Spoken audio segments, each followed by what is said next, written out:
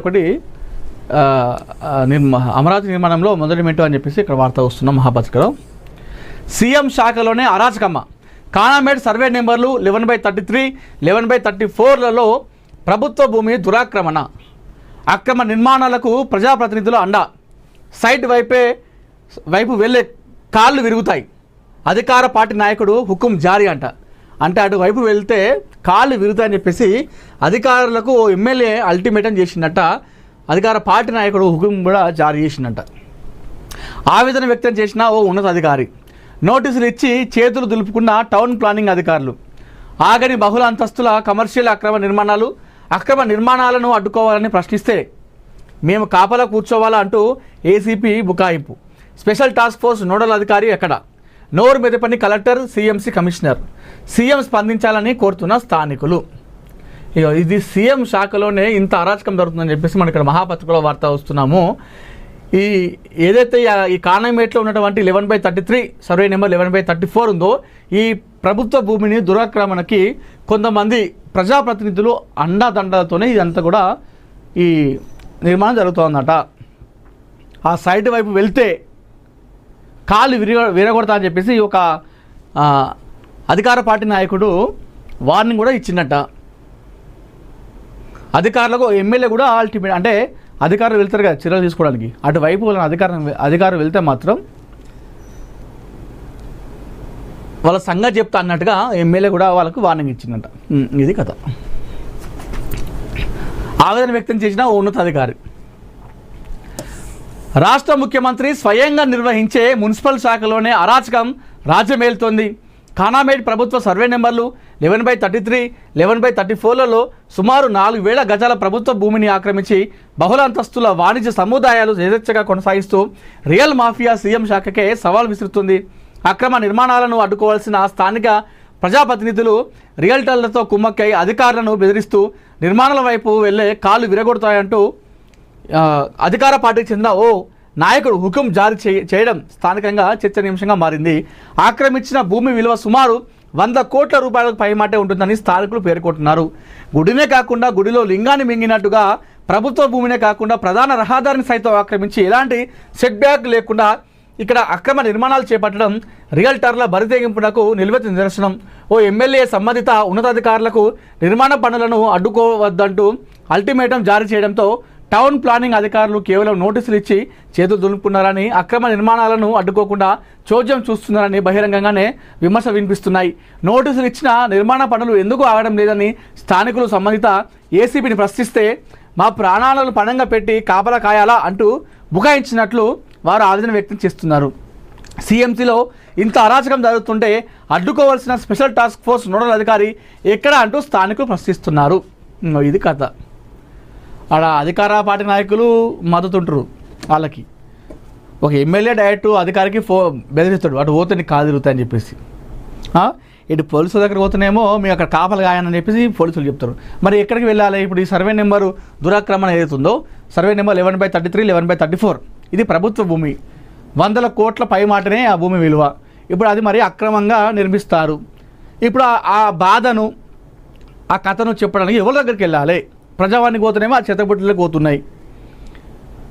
మరి ఎమ్మెల్యే దగ్గర పోదాం, అధికార పార్టీ నాయకులకు పోదాం అంటే వాళ్ళ అండదండలతోనే ఇది కడుతున్నారంట. మరి కనీసం పోలీసులను సహాయం చేస్తారు, మరి ఇట్లా చేస్తారని చెప్పేసి వాళ్ళ దగ్గర పోతే మేము తెల్లవరకు కాపలుగా అని చెప్పేసి వాళ్ళు అంటున్నారట.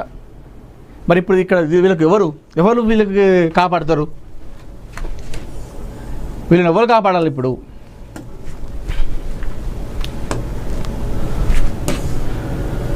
సైబరాబాద్ మున్సిపల్ కార్పొరేషన్ షేర్లింగంపల్లి మండలం కూకట్పల్లి జోన్ కానామేడ్ సర్వే నెంబర్ 11/33, 11/34లలో సుమారు 4,000 చదరపు గజాల 100 కోట్ల పైగా విలువైన ప్రభుత్వ భూమిని రియల్ మాఫియా స్థానిక అధికార పార్టీ నేతల అండదండలతో ఆక్రమించి బహుళ అంతస్తుల కమర్షియల్ నిర్మాణాలను చేపట్టడం బహిరంగ విమర్శలకు తావిస్తుంది. సాక్షాత్తు రాష్ట్ర ముఖ్యమంత్రి స్వయంగా పర్యవేక్షిస్తున్న మున్సిపల్ శాఖ పరిధిలోనే ప్రభుత్వ భూముల పరిరక్షణ ప్రశ్నార్థకంగా మారిందనే విమర్శలు వెలువెత్తున్నాయి.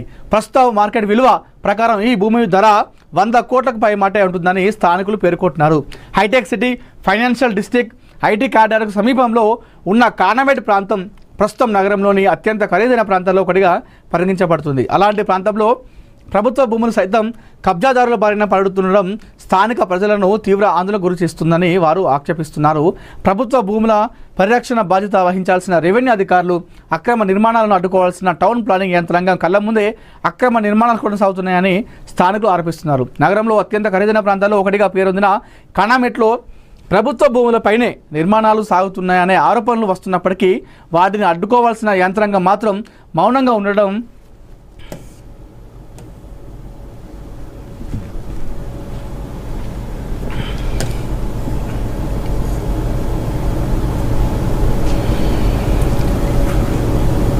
పలు అనుమానాలకు తావిస్తుంది. సాధారణ పౌరుడు చిన్న నిబంధన ఉల్లంఘన చేసిన నోటీసులు, జరిమానాలు, భారీ పోలీస్ బందోబస్తు మధ్య కూల్చివేతలు తప్పవని అధికారులు హెచ్చరిస్తున్నారు. కానీ కోట్ల రూపాయల విలువైన ప్రభుత్వ భూముల విషయంలో మాత్రం ఎందుకు మౌనం వహిస్తున్నారనే ప్రశ్నలు వ్యక్తమవుతున్నాయి. ఈ వ్యవహారంపై స్థానికులు, సామాజికవేత్తలు పక్కా ఆధారాలతో సహా పలు అంశాలను వెలుగులోకి తీసుకొచ్చినప్పటికీ సంబంధిత శాఖల నుంచి ఆశించిన స్థాయిలో స్పందన లేకపోవడం విమర్శలకు దారితీస్తుంది. ఫిర్యాదులు అందిన తర్వాత కూడా అక్రమ నిర్మాణాలు నిలిపేయాల్సిన పోయి మరింత వేగంగా నిర్మాణ పనులు కొనసాగుతున్నాయనే ఆరోపణలు స్థానికులకు ఆందోళన గుర్తిస్తున్నాయి. ఇప్పుడు ఫిర్యాదులు చేస్తే మామూలుగా పని అనేది కొంచెం నెమ్మదిగా కావాలి, మెల్లగా కావాలి.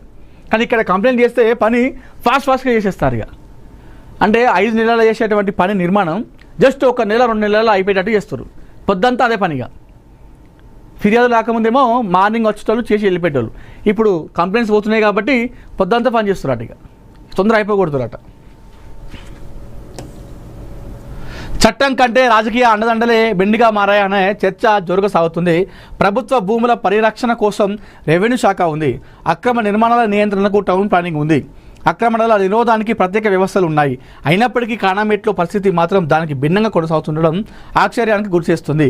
నోటీసులు ఇచ్చామని అధికారులు చెబుతున్న నిర్మాణాలు ఎందుకు ఆగడం లేదన్న ప్రశ్నకు మాత్రం సమాధానం కనిపించడం లేదని, కాగితాలపైనే చర్యలు, క్షేత్రస్థాయిలో మాత్రం మౌనం అన్న విమర్శలు వెలువెత్తున్నాయి. అక్రమ నిర్మాణాలకు ప్రజాప్రతినిధులు అండాట. ప్రభుత్వ భూములపై జరుగుతున్నట్లు ఆరోపణలు ఎదుర్కొంటున్న అక్రమ నిర్మాణాలను అడ్డుకోవాల్సిన ప్రజాప్రతినిధులే రియల్ మాఫియాకు అండగా నిలుస్తున్నారన్న విమర్శలు స్థానికంగా బహిరంగ చర్చకు జరుగుతోంది. ప్రజల ఆస్తులను కాపాడుతామని, చట్టాన్ని పరిరక్షిస్తామని హామీ ఇచ్చి అధికారంలోకి వచ్చిన నాయకులే ఇప్పుడు అక్రమ నిర్మాణదారులకు కొమ్ము కాస్తున్నారనే ఆరోపణలు వినిపిస్తున్నాయి. ప్రజల తరపున నిలబడాల్సిన వారు భూ మాఫియా తరపున నిలబడుతుండడంతో అధికార యంత్రాంగం సైతం చర్యలు తీసుకునేందుకు వెనుకంజ వేస్తుందని స్థానికులు ఆవేదన వ్యక్తం చేస్తున్నారు.